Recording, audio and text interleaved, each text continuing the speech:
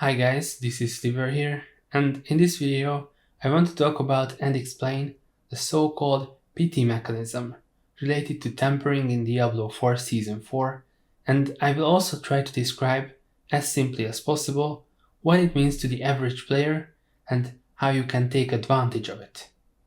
My reason for making this video is the use of the pity mechanism seems to be restricted to the high-end elite group of players who read forums and theorycraft and stuff like this, when your normal average person either does not know about it or doesn't understand it enough to use it for their benefit. I hope that this video can change that, because if you are unfamiliar with this, you could potentially ruin a lot of great items for your character. So, to understand the pity mechanism, first we have to explain a few things about tempering.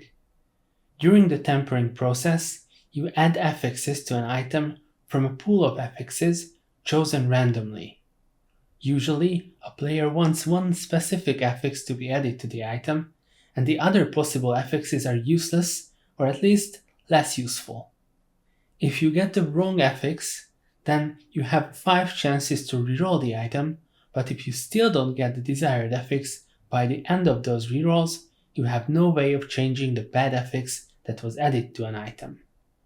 When this happens, we call it bricking. I'll try to illustrate this with an example. Let's say we want the chance to cast Frozen Orb twice affix added to your weapon. We temper the weapon once, twice, and 5 times, and we still can't get the desired stat after these rolls.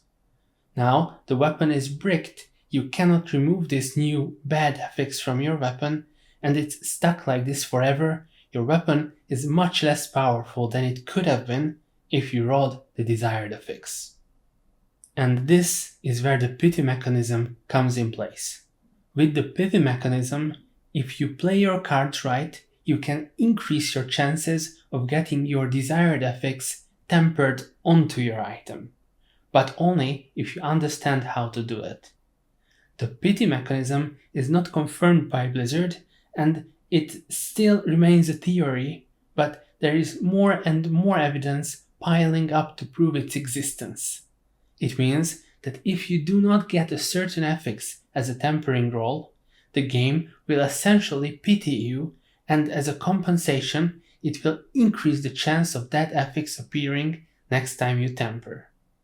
Now, this is not a 100% increase, but it is noticeable. The other important characteristic of the pity mechanism is that it stacks. The chance of getting an affix that you didn't roll increases each time you roll an affix other than the one in question. So, if you roll something else than the desired affix 2 times, then you have a greater chance of getting it on the 3rd roll than getting it on the 2nd roll. Complicated? Maybe, but let me give an example. We want this weapon to be tempered with the Frozen Orb's cast twice affix.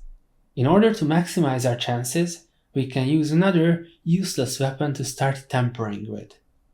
The goal here is to get any affix except the desired one, and the point of this maneuver is that due to the pity mechanism, each time we miss the roll, we will have a greater chance of getting our desired affix for the next one.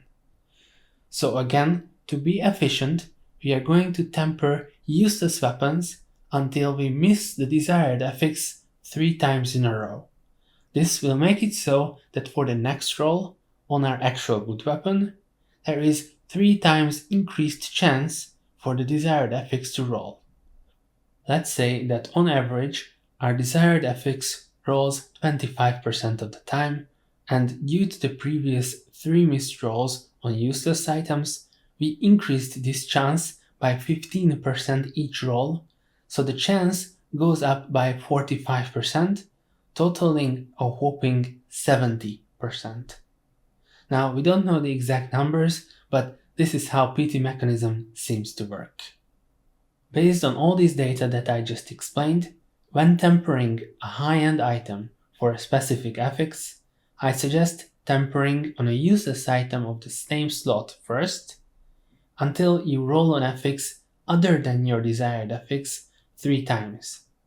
Then continue tempering on your actual good item, and if you've done everything correctly, you should have a substantially larger chance of getting your desired affix.